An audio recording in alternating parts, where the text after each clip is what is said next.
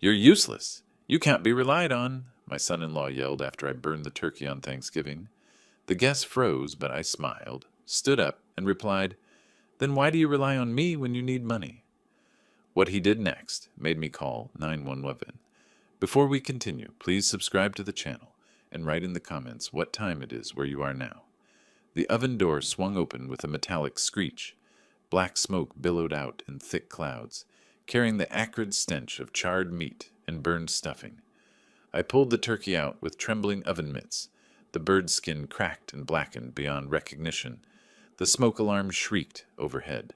"What the hell is that?" Jonah's voice cut through the kitchen from the doorway. Behind him, Emma, Fred, and Sarah stood frozen, their faces shifting from holiday anticipation to horror. The destroyed turkey sat on the counter like evidence of some terrible crime. "I fell asleep," I said quietly, setting down the ruined bird. "My phone died. I'm sorry." "Sorry?" Jonah stepped closer, his face flushing red. "Sorry doesn't fix Thanksgiving, Willard. 24 people are coming here in 2 hours. Priscilla appeared beside him, her hand flying to her mouth. "Dad? Oh no. The guests? They're already starting to arrive." "I can drive to the store," I offered. "Maybe they have pre-cooked turkeys, or we could—" "Drive to the store?" Jonah's laugh was sharp, bitter. "On Thanksgiving afternoon? Everything's closed, you senile old man," Emma gasped. Fred stepped forward, his face darkening. "Now wait just a minute." But Jonah wasn't finished. He grabbed the turkey by its charred leg and hurled it toward the trash can. It missed, splattering grease across the kitchen floor. "This is exactly what I should have expected from you. Absolutely nothing you touch works out right." "Jonah, please." Priscilla reached for his arm, but he shook her off. "No, Pris. I'm done pretending this man is reliable. Look at this mess. Look at what he's done to our holiday." I stood perfectly still, absorbing each word like physical blows. The smoke continued to pour from the open oven, but nobody moved to turn it off. Sarah covered her mouth with both hands. Emma's eyes filled with tears. "I said I was sorry," I repeated, my voice steady despite the humiliation burning in my chest. "I'll find a solution. There has to be something." "Solutions?" Jonah spun around to face me fully. "You think throwing money at problems fixes everything, don't you? Well, this time your checkbook can't save the day." The kitchen fell silent except for the persistent smoke alarm. Fred finally reached over and turned off the oven, but the damage was done. The smell of failure hung in the air like an accusation. "That's enough," Emma said firmly, but Jonah ignored her. "You know what your problem is, Willard. You promise things you can't deliver. You act like some kind of hero, but when it actually matters, when people are counting on you, you fall asleep on the job." His words hit something deep in my memory. All those times he'd called me reliable, dependable, his savior. All those crisis phone calls when he needed money, needed help, needed someone to bail him out of another financial disaster. The hypocrisy of his accusations struck me like lightning. "Reliable?" The word came out quieter than I intended, but it carried weight. "You want to talk about reliable, Jonah?" "Reliable?" The word echoed in my mind as I stared at Jonah's furious face. Suddenly I wasn't standing in the smoky kitchen anymore. I was back in my small apartment in 2019, watching Jonah pace my living room with tears in his eyes. "I don't know what else to do, Willard. The bank says we need 15,000 down by Friday, or we lose the house. Priscilla doesn't know how bad it is. The kids—" His voice had cracked then, all his pride stripped away. I'd written the check without hesitation. $15,000 from my modest savings, handed over with no contract, no timeline for repayment, just trust between family members. "I'll never forget this," he'd promised, gripping my hand. "You're saving our whole future." But he had forgotten. 2 years later, he was back. "It's Tommy's tuition," he'd explained over coffee at the diner near his office. 8,000 for the spring semester. His scholarship fell through, and if we can't pay by Monday, he'll have to drop out. Again I'd said yes. My grandson's education was worth any sacrifice. The money came from my retirement fund this time. But what did an old man like me need with luxuries? "Dad, you're a lifesaver," Priscilla had called to thank me. "Jonah says you're the most generous man he knows." The most generous man he knew, right until his car broke down in 2022. "The transmission is shot," he'd said over the phone, calling from the mechanic's shop. They want $3,500 to fix it, and I need the car for work. I'm desperate here, Willard. Desperate. That word came up a lot in Jonah's vocabulary when he needed something. I'd driven straight to the shop and paid cash, watching relief flood his face like sunlight after a storm. You always come through, he'd said, pumping my hand. I don't deserve a father-in-law like you. No, he probably didn't. The worst was last winter. Priscilla's surgery, the one her insurance only partially covered. $12,000 in medical bills that Jonah couldn't handle on top of his other debts. I'd met him at the hospital billing office, pulling money from my dwindling retirement account while Priscilla recovered upstairs. He'd cried then, real tears of gratitude and shame. I'll pay you back, he'd whispered. Every penny. I swear on my children's lives. But the promises were like smoke, visible for a moment, then gone. There were smaller things too. $200 for groceries when his paycheck was late, $500 for the heating bill in February, $300 when the washing machine died. Just until payday, he'd say. You know I'm good for it. Over 5 years, the small favors added up to more than $40,000.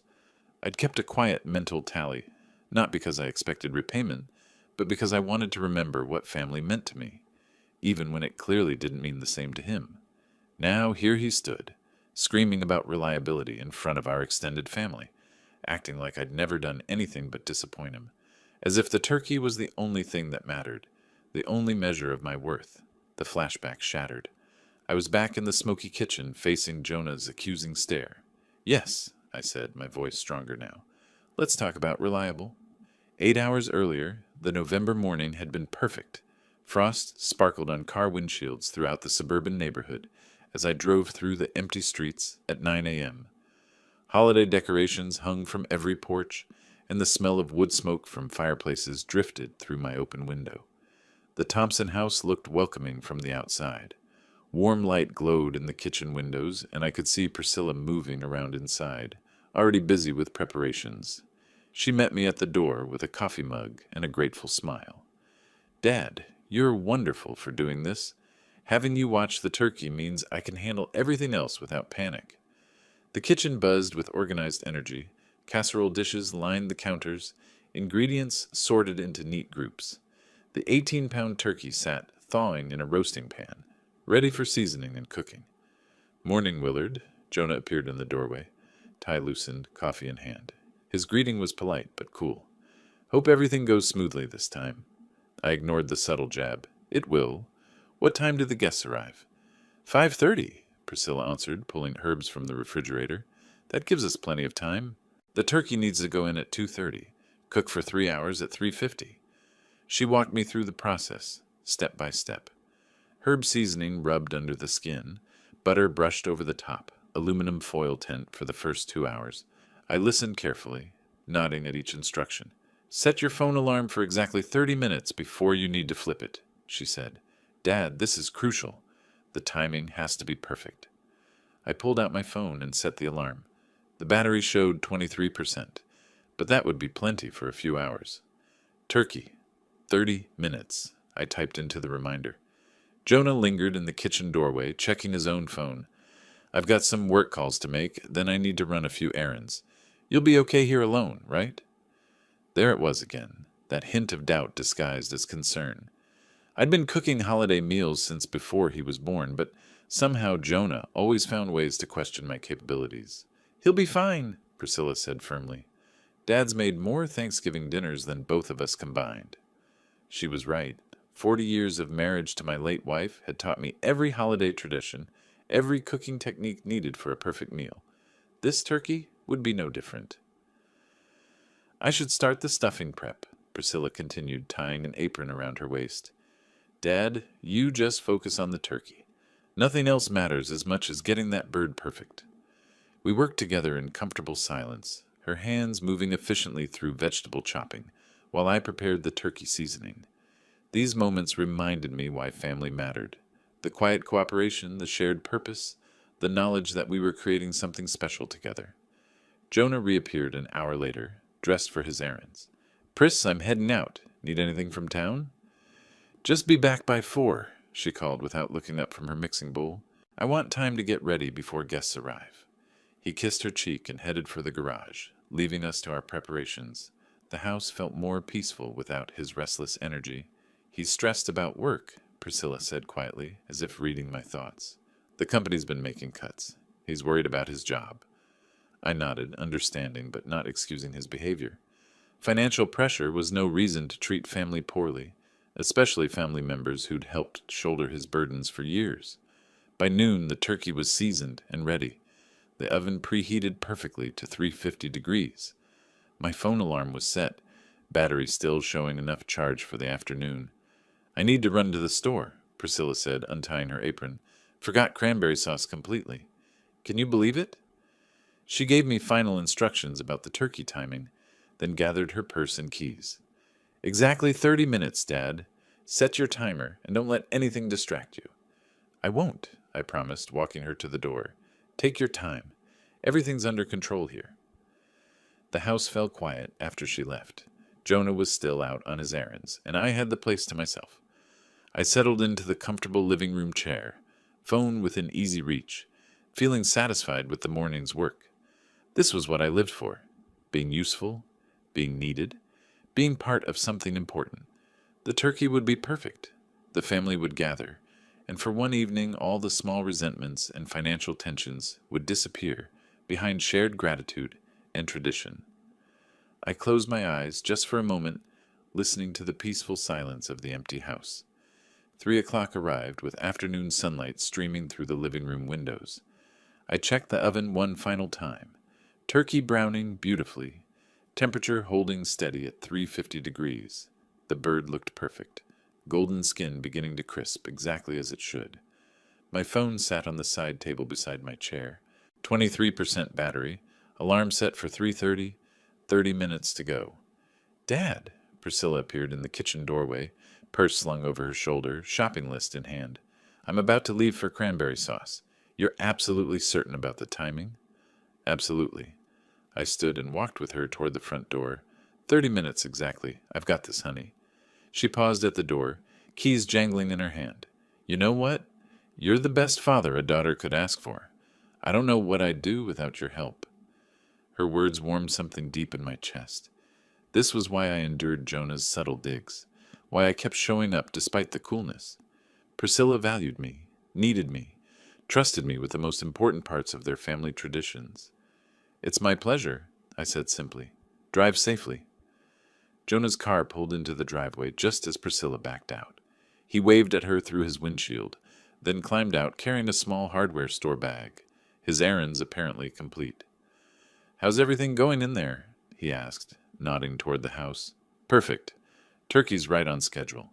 He nodded, but I caught something in his expression, a flicker of doubt, maybe hope that something would go wrong. Well, I guess we'll see, won't we? Yes, we will. I kept my voice level, refusing to take the bait. Jonah headed inside, leaving me standing on the front porch. The suburban street stretched quiet in both directions, most neighbors probably deep in their own holiday preparations. A few cars passed, families heading to their own Thanksgiving gatherings. I returned to my chair in the living room. 3:15 now. 15 minutes until the alarm would sound, reminding me to check the turkey's progress. Everything was proceeding exactly as planned.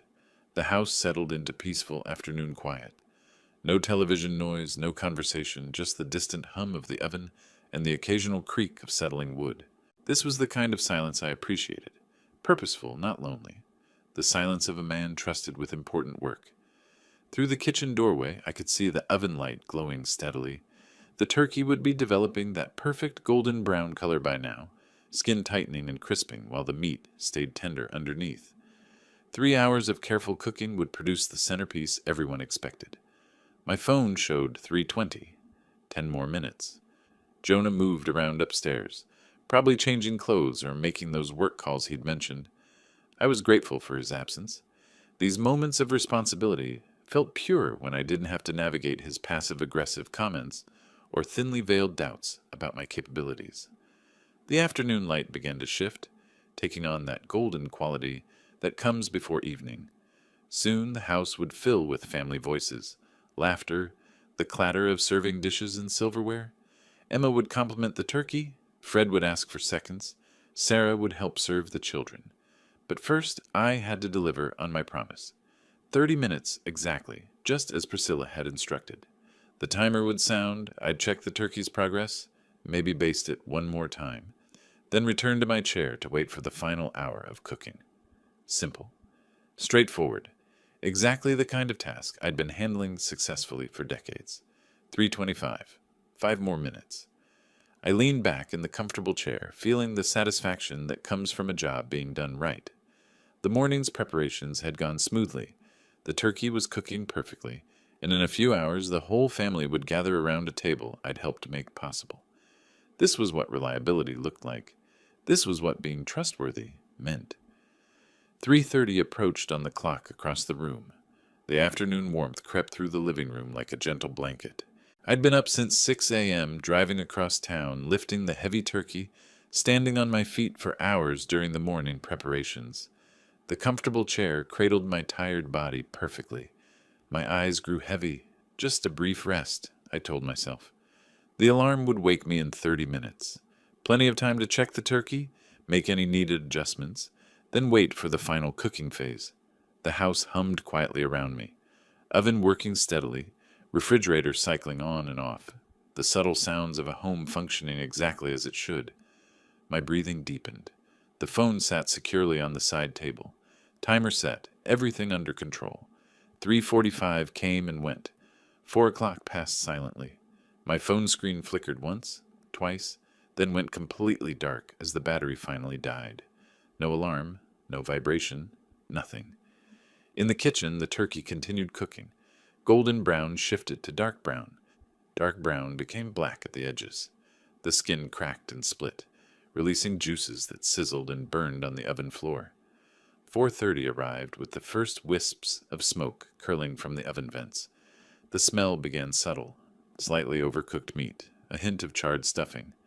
By 4:45, gray smoke filled the kitchen, drifting into the living room where I slept peacefully, completely unaware. The turkey transformed from holiday centerpiece to disaster. Skin blackened and peeled away from the meat. Stuffing turned to charcoal. The smoke detector should have sounded, but the battery had died months ago. Another small household maintenance item that somehow got overlooked in the rush of daily life. 5 o'clock. The acrid smell finally penetrated my unconscious mind, creeping into dreams that turned dark and confused. Something was wrong. Something was burning. My eyes snapped open. Smoke. Thick, choking smoke filling the living room. The smell hit me like a physical blow. Burned meat, charred stuffing, the unmistakable scent of complete culinary catastrophe. No? No? No? No? I lurched from the chair, legs stiff from sleeping in an awkward position. My phone lay dead on the side table, screen black as the smoke swirling through the house. The realization struck like lightning. How long had I been asleep? The kitchen looked like a war zone. Smoke poured from the oven vents, thick enough to make my eyes water and my throat burn. I grabbed oven mitts and yanked open the oven door. Heat blasted my face. More smoke billowed out in choking clouds. Inside, what had once been a beautiful 18-pound turkey now resembled something pulled from a fire. Black, charred beyond recognition, destroyed. How could I? The words died in my throat. I pulled the ruined bird from the oven, setting it on the stovetop with shaking hands. The metal roasting pan was scorched black underneath. Grease had burned and blackened on the oven floor. The smell was overwhelming, acrid, sharp, the kind of smoke that would linger in fabric and furniture for weeks. Windows. I needed windows open immediately. Racing through the house, I threw open every window I could reach. Cool November air rushed in, but it would take hours to clear the smoke completely. Hours we didn't have. I grabbed my phone, desperately pressing the power button. Nothing. Completely dead. 5 o'clock. Priscilla would return soon. Guests were expected at 5:30. In 30 minutes, the house would fill with family members, expecting a perfect Thanksgiving dinner. And instead, they'd find this: smoke, destruction, and the charred remains of their holiday centerpiece. The turkey was beyond salvation. No amount of scraping or sauce could disguise this level of burning. We needed a replacement immediately. Maybe the grocery store would still have pre-cooked turkeys available. Maybe I could drive fast enough to find something, anything, to salvage the dinner. It was Thanksgiving afternoon, but surely somewhere. Car doors slammed in the driveway. My heart sank. They were back early. Through the front window, I watched Priscilla step out of her car, cranberry sauce bag in hand, smile bright with satisfaction at a successful shopping trip. Behind her, Jonah emerged from his own vehicle, followed by Emma, Fred, and Sarah, all arriving together, 15 minutes ahead of schedule. Their cheerful voices carried across the lawn until they reached the front porch. Then silence. "Do you smell that?" Priscilla's voice carried through the door. "Something's burning." I stood frozen in the smoky kitchen, oven mitts still on my hands, the destroyed turkey cooling on the stovetop like evidence of criminal negligence. There was nowhere to hide, no way to minimize what had happened. The front door opened. "Dad!" Priscilla called out, concern replacing her earlier happiness. "What's that smell?" I walked to the kitchen doorway as they filed into the house. Priscilla saw my face first. The guilt, the ash stains on my shirt, the defeat in my posture. Her eyes widened as she took in the haze of smoke still hanging in the air. "Oh, no." The cranberry sauce bag slipped from her fingers. "Dad, what happened?" Emma appeared behind her, face creased with worry. Fred pulled Sarah back a step, both of them taking in the disaster with shocked expressions. Jonah pushed past them all, heading straight for the kitchen. "I fell asleep," I said simply. "My phone died. I'm so sorry." Jonah reached the kitchen first, his face going pale as he saw the blackened turkey. "Jesus Christ, Willard! Look at this!" "Language," Emma scolded automatically, but her heart wasn't in it. Priscilla rushed to the oven, peering at the charred remains of what should have been their perfect holiday centerpiece. "How long were you asleep? How long was it cooking?" "I don't know. An hour? Maybe more." The words felt like confessing to murder. "The battery died. The alarm never went off." "An hour?" Jonah's voice climbed higher. "You overcooked our Thanksgiving turkey by an hour?" Fred stepped forward, practical as always. "Let's get more windows open. Clear this smoke out." He headed for the dining room windows, Sarah following to help. Emma moved to my side, her weathered hand touching my arm gently. "Accidents happen, Willard. Don't blame yourself too harshly." But Priscilla looked stricken, staring at the ruined turkey, as if it represented something much larger than dinner. "The guests will be here in 15 minutes. What are we going to do?" "I'll drive to the store right now," I offered desperately. "Maybe they have something pre-cooked, or—" "On Thanksgiving afternoon?" Jonah laughed bitterly. "Everything's been closed for hours. There's nothing open until tomorrow." The reality settled over us like the lingering smoke. No turkey meant no traditional dinner. No traditional dinner meant a ruined holiday for 24 family members who'd been looking forward to this gathering for weeks. "We could order pizza," Sarah suggested weakly from the dining room. "Pizza," Jonah repeated the word like a curse, "for Thanksgiving, with Emma and Fred and all the cousins coming. Pizza." Priscilla sank into a kitchen chair, her head in her hands. "I should have stayed. I should have checked on you before leaving." "No." I moved toward her, desperate to take responsibility. "This is completely my fault. I promised to watch the turkey and I failed. The phone dying is no excuse. I should have set a backup timer, should have stayed awake." Emma opened more windows while Fred returned from the dining room.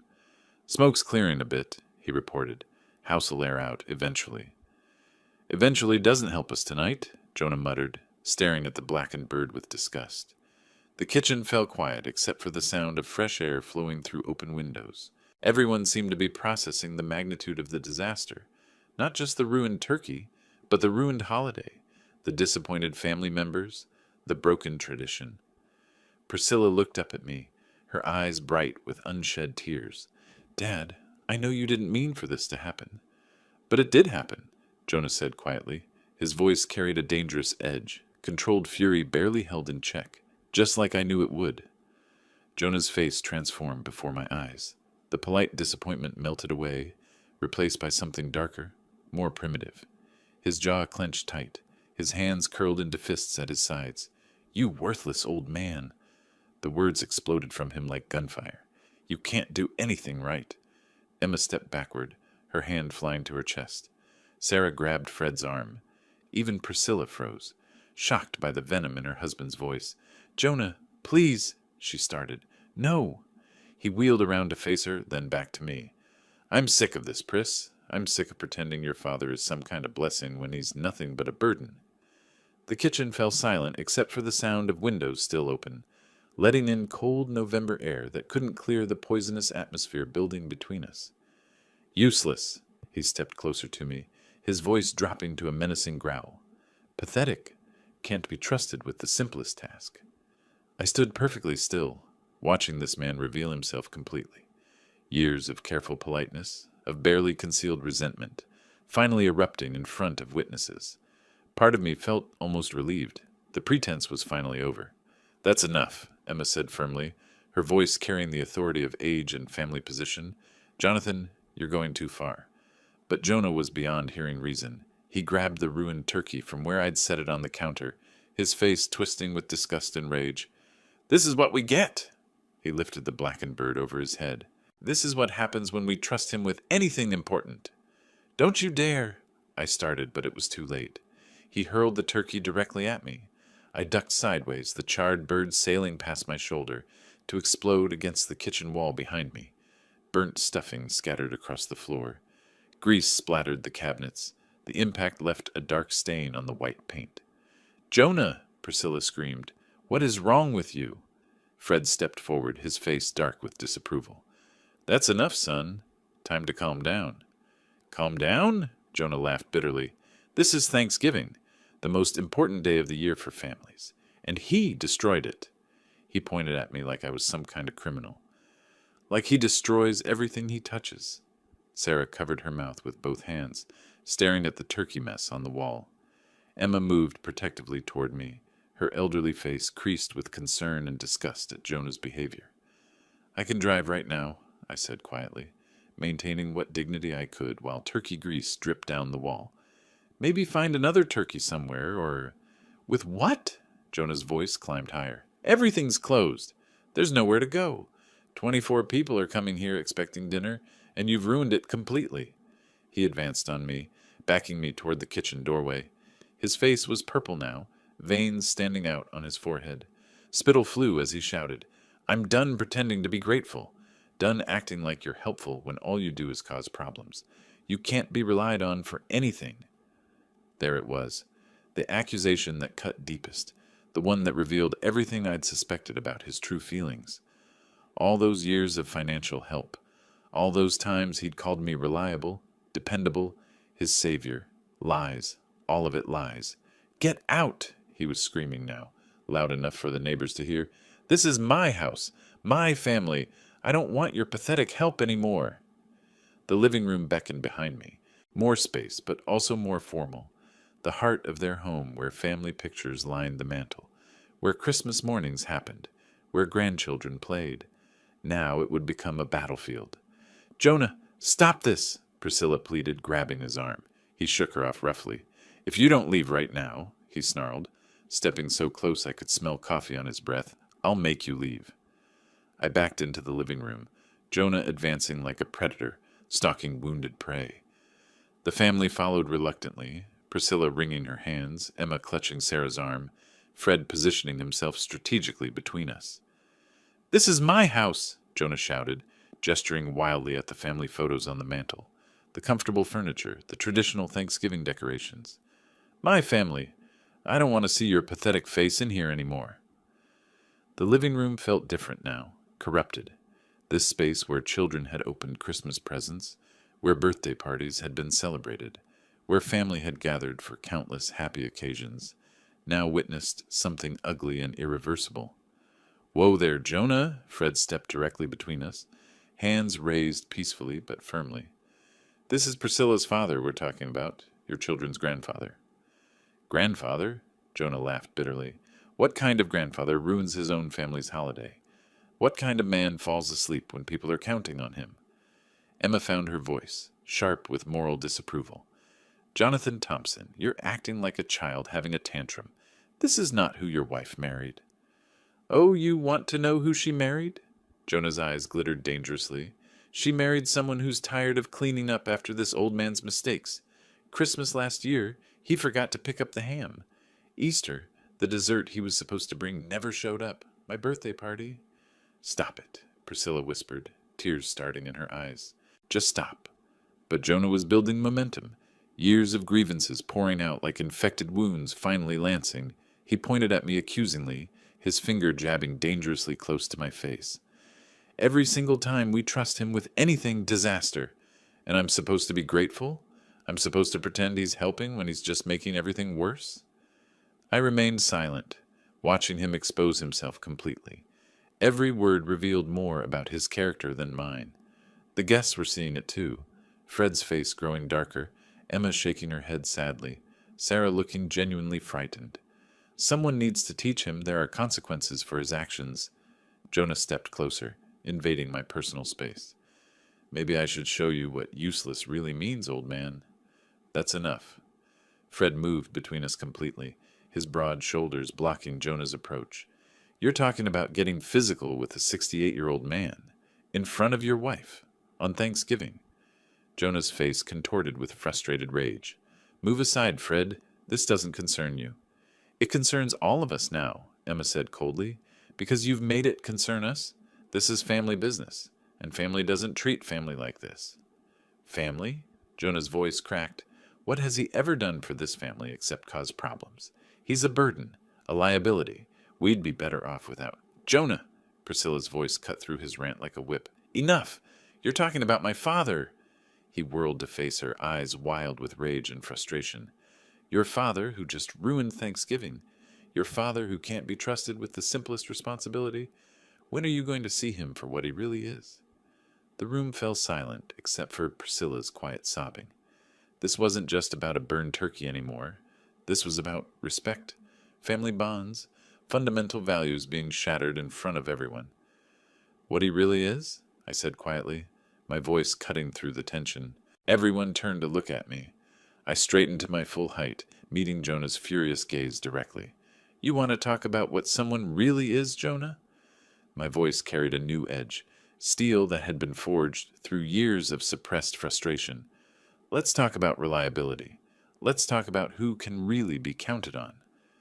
The room went completely quiet. Even Jonah stopped his ranting, sensing the shift in atmosphere.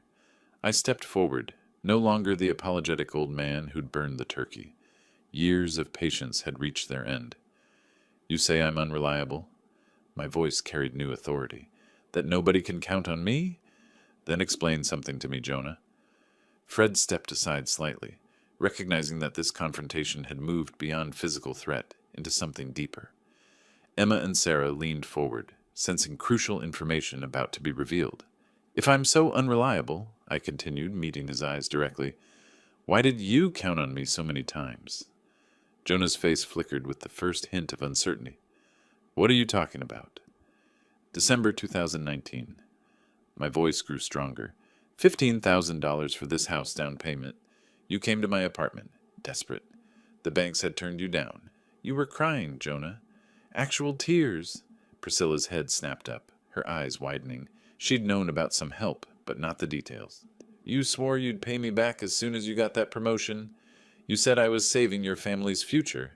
Do you remember that conversation? The color began draining from Jonah's face. That's different. Different how? I pressed. April 2021. $8,000 for Tommy's college tuition.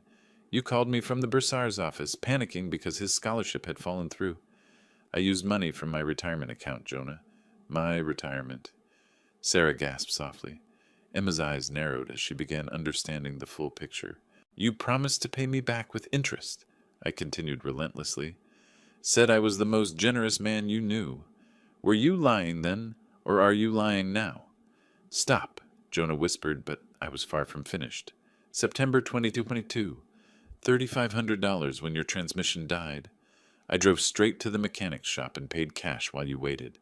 You said I always came through. You said you didn't deserve a father-in-law like me? Priscilla stood frozen, pieces clicking together in her mind. Fred and Sarah exchanged meaningful glances, the financial pattern becoming clear. Last winter, I said, my voice growing quieter, but more powerful. $12,000 for the medical bills your insurance wouldn't cover. I met you at the hospital billing office while Priscilla was recovering upstairs. You cried again, Jonah. Swore on your children's lives you'd pay me back. The living room was utterly silent now. Everyone staring at Jonah, whose aggressive posture had collapsed into something smaller, cornered. Should I continue? I asked. The 200 for groceries when your paycheck was late? The 500 for heating bills? The 300 when the washing machine broke down? All those small favors that you promised were just until payday? Emma's face showed complete understanding now. Fred shook his head slowly, disapproval written across his features. $38,500, Jonah. The number hung in the air like an accusation. Over 5 years. Every time you needed help, every time you were desperate, who did you call? Who was reliable then? Jonah opened his mouth, but no words came out. How much have you paid back? I asked. Not 1 penny. How many times have you said thank you? I'm still waiting. I stepped closer to him now, the power dynamic completely reversed. So tell me again about reliability, Jonah. Tell me again who can't be counted on. Because from where I'm standing, it looks like you've been counting on this worthless old man to save you over and over again. The truth settled over the room like a heavy blanket. Priscilla stared at her husband with new eyes. The guests looked at Jonah with open judgment. And now, I said softly, now you want to throw me out of your house? The house I helped you buy? The silence stretched for heartbeats. Jonah's face cycled through emotions. Shock, denial, rage, then something darker. Desperation. His hands trembled at his sides, his breath coming in short gasps. You think you've won? His voice cracked. You think you can humiliate me in my own house? Jonah, please. Priscilla reached toward him, but he jerked away violently. No, I'll show you who's worthless. He lunged at me with surprising speed for a man his size. I stepped back quickly, hands rising defensively, but his momentum carried him forward. His fist swung toward my face, missing by inches as I ducked sideways. Stop! Priscilla screamed. Emma gasped, pressing back against the wall. Sarah grabbed Fred's arm as he stepped forward, ready to intervene. Jonah stumbled past me, spinning around with wild eyes. Fight me, old man! Let's see how reliable you are when it counts. I'm not fighting you, I said calmly, continuing to back away. You're upset. We can talk about this. Talk. He swung again, this time catching my shoulder with a glancing blow that sent me stumbling toward the dining room. I'm done talking. Done pretending you matter. The coffee table caught my legs. I went down hard, Jonah looming over me with raised fists. Fred rushed forward, grabbing Jonah's arms from behind. That's enough! Fred's voice boomed with authority. You've lost your mind. Jonah struggled against his brother's grip, elbowing backward, trying to break free. Let me go. He destroyed my life. He destroyed everything. Get back! Emma shepherded Sarah toward the front door. He's completely lost control. I rolled away from the coffee table, getting to my feet carefully. My shoulder throbbed where Jonah's fist had connected, but nothing felt broken. Around us, the living room had transformed into chaos. Overturned magazines, a lamp knocked askew, the comfortable family space now a crime scene. You ruined my marriage, Jonah screamed, still fighting Fred's restraint. Turned my wife against me, made me look like a fool. You did that yourself, I said quietly, backing toward the kitchen. He broke free from Fred's grip with a surge of desperate strength, charging after me again. I'll kill you. Do you hear me? I'll kill you for this. The kitchen loomed behind me. Knife block on the counter. Dangerous territory. Jonah's eyes fixed on the same target, his face twisted with murderous rage. Jonah, there are children in this neighborhood, Priscilla pleaded, tears streaming down her face. What's wrong with you? Fred grabbed him again, this time getting a better hold. Brother or not, I won't let you hurt an innocent man. I reached the counter, my hand finding my phone where I'd left it hours ago. The screen showed enough battery for what I needed to do. This had gone beyond family dispute into genuine violence. He's not innocent, Jonah writhed against Fred's grip. He's a manipulator, a user. He planned this whole thing. Planned burning the turkey, Sarah called from the doorway. Planned you losing your temper? Listen to yourself. My fingers found 911 on the keypad, 3 simple numbers that would bring official help, formal consequences, an end to this nightmare. What are you doing? Jonah's eyes fixed on my phone with panic. Put that down. 911 emergency. The operator's voice came through clearly. What's your emergency? I need police at 1247 Maple Street, I said calmly, despite the chaos around me. Domestic violence. My son-in-law is attacking me. There are witnesses. No! Jonah's scream echoed through the house. 5 minutes felt like hours. Fred kept Jonah pinned against the kitchen counter, while I stayed on the line with dispatch. Priscilla paced the living room, wringing her hands. Emma and Sarah huddled near the front window, watching for squad cars. I can see them coming, Sarah announced. Red and blue lights flashed across the house, painting the holiday decorations in official colors. Car doors slammed. Heavy footsteps approached the front door. Police department! Open up! Emma unlocked the door quickly. 2 officers stepped inside, a tall woman with graying hair and a younger man built like a linebacker. Their eyes swept the scene professionally. Overturned furniture, frightened family members, obvious signs of struggle. I'm Officer Martinez, the woman said. Who called 911? I raised my hand. Willard Ross. That's my son-in-law there. He physically attacked me after a family argument. Is anyone injured? Officer Martinez approached me, noting my torn shirt and the red mark on my shoulder. Minor bruising, nothing requiring medical attention. The male officer moved toward Fred and Jonah. Sir, I need you to step away from him. Fred released his grip reluctantly. Officer, this man attacked his elderly father-in-law. I had to restrain him to prevent serious injury. Jonah straightened his clothing, trying to regain composure. This is all a misunderstanding. Family disagreement that got out of hand. Attempted assault isn't a misunderstanding, Martinez said firmly. She turned to me. Tell me exactly what happened. I spoke calmly, methodically. We had a disagreement about a ruined turkey dinner. I revealed that my son-in-law owes me over $38,000 in unpaid loans. He became enraged and physically attacked me, threatening to kill me. These family members witnessed everything. Martinez took notes while scanning the room. How many witnesses? 4. Fred stepped forward. I'm Fred Thompson, his brother. I watched Jonah throw food, then lunge at Willard with intent to cause harm. Emma found her voice. I'm Emma Ross, Willard's sister. I saw the entire incident. Jonah completely lost control. Sarah nodded agreement. Sarah Mitchell. The violence started after Willard mentioned money Jonah borrowed, but never repaid. The second officer approached Priscilla, who stood torn between loyalty and truth. Ma'am, you witnessed this incident? She looked at her husband, then her father, tears flowing freely. Yes, my husband. He attacked my father, threatened to hurt him. I've never seen him like this before. Jonah's face crumpled as his wife's testimony sealed his fate. Priscilla, you don't understand. I understand perfectly, she said quietly. My father has been supporting our family for years, and you repaid his kindness with violence. Officer Martinez addressed the room. I need to speak with each witness separately. But first, she turned to Jonah. Sir, based on multiple witness statements, I'm placing you under citation for domestic assault.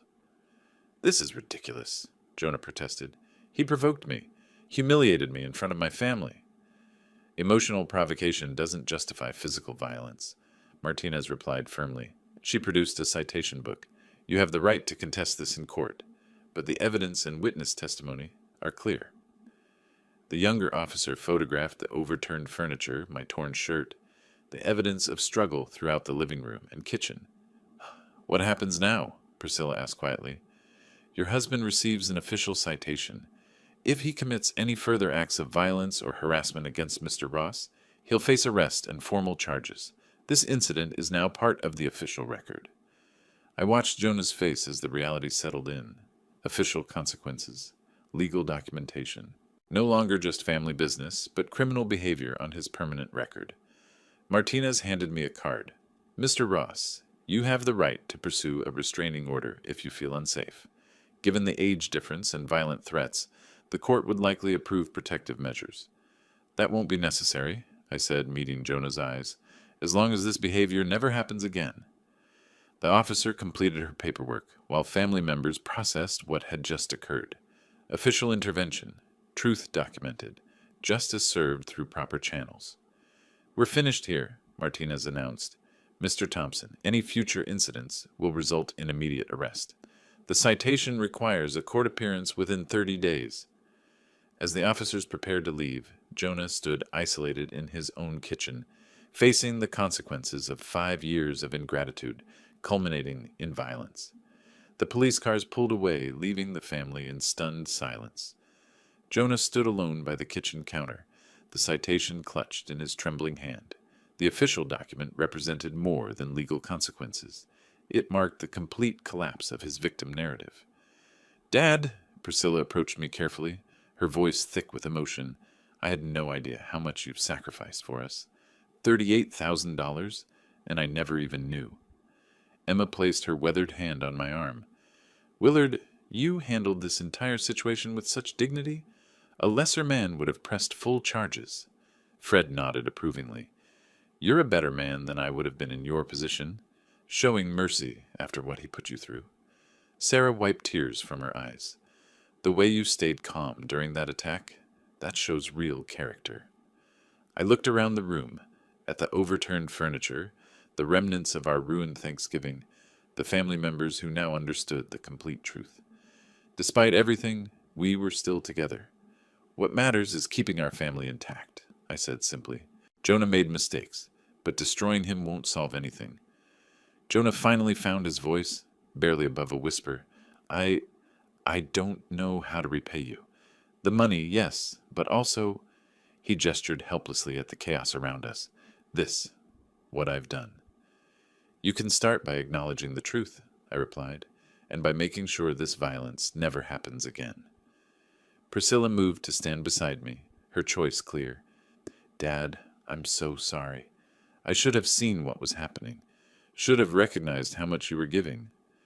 "You have your own family to worry about," I assured her. "That's how it should be." Fred surveyed the disheveled living room. "Well, we still have a Thanksgiving dinner to figure out. Can't let one man's tantrum ruin the whole holiday." Emma smiled for the first time in hours. "I know a restaurant that delivers traditional dinners. Expensive, but worth it under the circumstances."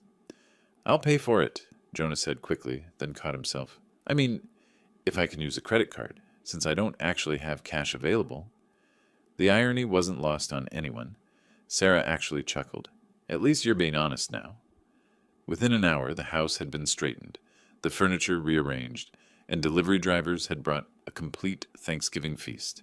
Turkey, stuffing, cranberry sauce, all the traditional dishes that should have graced our table hours ago. As we gathered around the dining room table, the family looked different than it had that morning. Relationships had shifted. Truth had been revealed. Consequences had been faced. But we were still family. "I'd like to say something," Priscilla announced, raising her water glass. "Today I learned that my father is not just reliable. He's extraordinary. His generosity, his patience, his dignity under pressure. Dad, thank you for everything you've sacrificed for us." "To Willard," Emma added, lifting her glass, "the most generous man any of us know." Fred joined the toast. "To integrity and family." Even Jonah raised his glass, though his voice cracked as he spoke. To second chances, and to the man who gave me more of them than I deserved." As we began eating the restaurant-prepared meal, I felt a satisfaction deeper than any turkey I'd ever cooked could have provided. Not because I'd won some battle, but because truth had prevailed. Justice had been served, not through revenge, but through consequences and recognition. The borrowed Thanksgiving dinner tasted perfect. Around the table sat family members who now understood the real meaning of gratitude, sacrifice, and reliability. Sometimes the most important victories aren't the ones where you defeat your enemies, but the ones where you maintain your character while the truth reveals itself. I was still the man who'd burned the turkey, but I was also the man who'd kept his family together through crisis, maintained his dignity under attack, and chosen mercy when justice was in his power. That felt like the most reliable thing I'd ever done. If you liked this story, please like this video, subscribe to the channel, and share your impressions of this story in the comments. To listen to the next story, click on the box on the left. Thank you for watching.